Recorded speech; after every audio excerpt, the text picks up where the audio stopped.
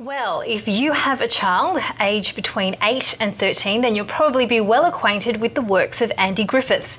You might have a few copies of his Just series lying around the house or seen the cartoon series based on them. Or you may have been lucky enough to hear your children discussing Bummosaurus and body parts after reading some of his other books. And this weekend, Andy Griffiths was also awarded the Australian book industry's Book for the Year. And he joins us now to discuss. Good to see you. Congratulations. Thank you very much. Great to have you coming in this morning. The first question I've got to ask is, how did you come up with these topics? I mean, do you have kids of yourself? I mean, were you prompted by talking to kids about what they talk about? Look, it's all of those, but certainly as a kid I was always making up funny stories to entertain my friends, and I guess as I got older I was still making up stories.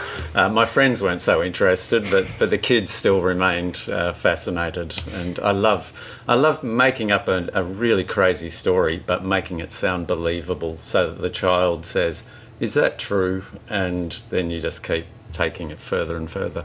Absolutely. I understand that you actually first published at the ripe young age of 13, so this is obviously something that's been a passion of yours for a long time. It is. Yeah, I had a story published at 13 in a Victorian Education Department magazine, and that was great, but soon after that I was enthralled to Alice Cooper and David Bowie and all that vaudevillian shock rock of the 70s, and so that's what I wanted to do for many years, was be the singer of a band. And I wrote the lyrics, and we actually had the band, and I lived that dream for a while.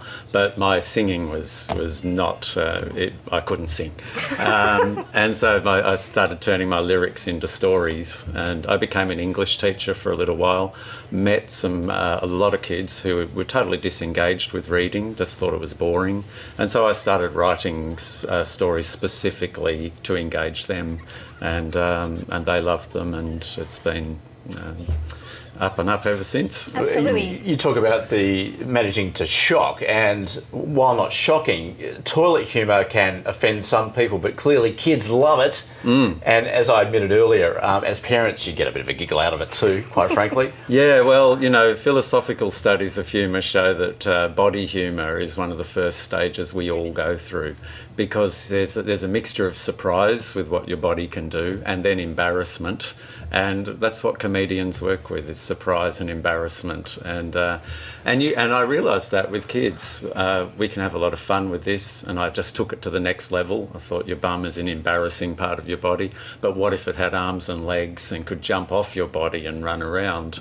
And they really went with that idea. So I wrote a novel called The Day My Bum Went Psycho. I took it way too far, but I thought, well, you've got a topic they love, and I'll get them to read a whole novel now. And so that's how it works. But my books are not for everyone, and I've always said this, but that doesn't mean that there's not a huge audience for them. And so it's live and let live with books. If you don't like it, then please don't read it. But increasingly I've found many people realise it's okay to laugh about this. The worst effect is that their kids are reading a lot of books and getting excited about it. Well, you can't complain with that, and of course you've won the award for Book of the Year for older children with the mega-selling 13-story Treehouse. Is this just the beginning of yet another series of books? I'm afraid it is. I'm now addressing the lack in my own childhood of never having had a treehouse, and I was very jealous of those kids who did. And I was working with my illustrator Terry Denton, who I've worked with all along, and I one day said to him, could you just draw me a really cool treehouse, you know, with a shark tank, man-eating shark tanks, and a bowling alley, and, you know, whatever else you can think. And he came up with this 13-story beautiful house, and I went, that's our new book. So yeah, and kids have come along, because I think we all have a soft spot for tree houses, and I certainly grew up with Enid Blyton books, and The Magic Faraway Tree was one of my big loves.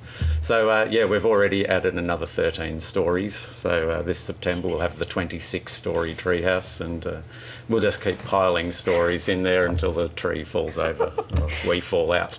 Yeah. We've obviously come across a successful formula. Are you surprised that other authors have trouble connecting with kids? Well, look, I actually started, the first Just book came out 15 years ago, and there was a lack of humour directed at kids at that stage, but I think around the same time we had Harry Potter, Captain Underpants, Lemony Snicket. This has all been only in the last 15 years. Now, of course, we have Wimpy Kid.